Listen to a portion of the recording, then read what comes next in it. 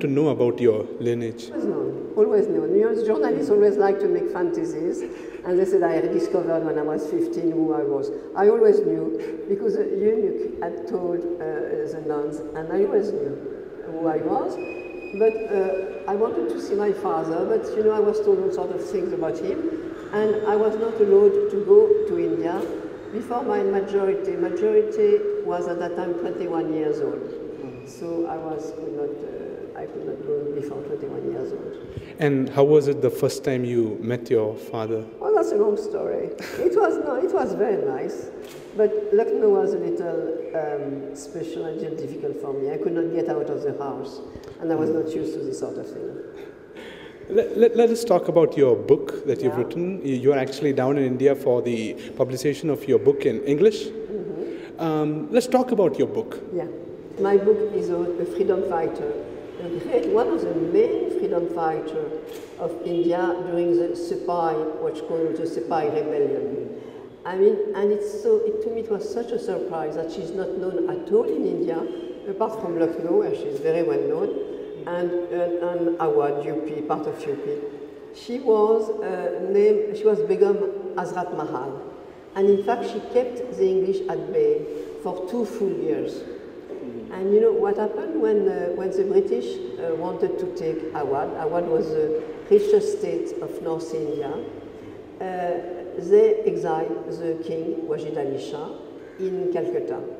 But the population was very unhappy about it and revolted. And that was a revolt of Sipahi. I mean, it began in, as we know, Barakpur and Meerut, but the center of the revolt was really Lucknow.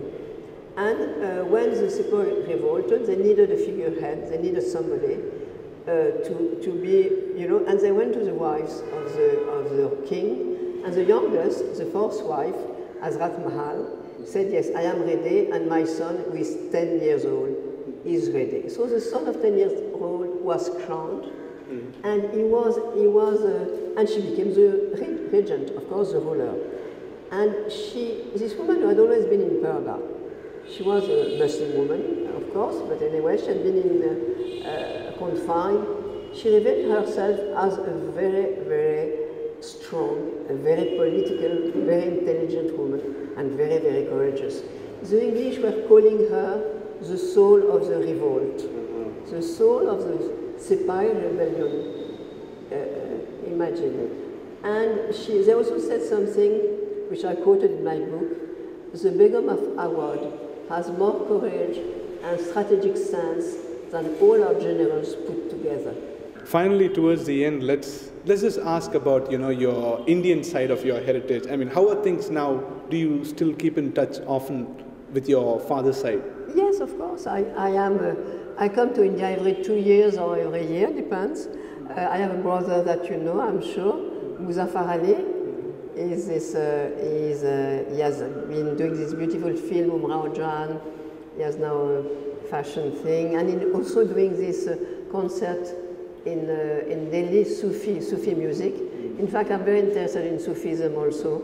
I came to Islam because I'd been brought up in Catholic religion, but I came to Islam through Sufism. That's why I see the open side of Islam.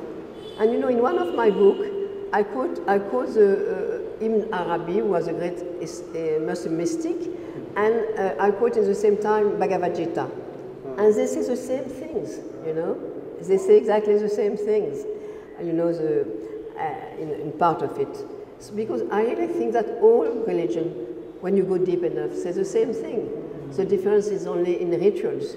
But you know, the values, it comes to the same. What else have you planned ahead?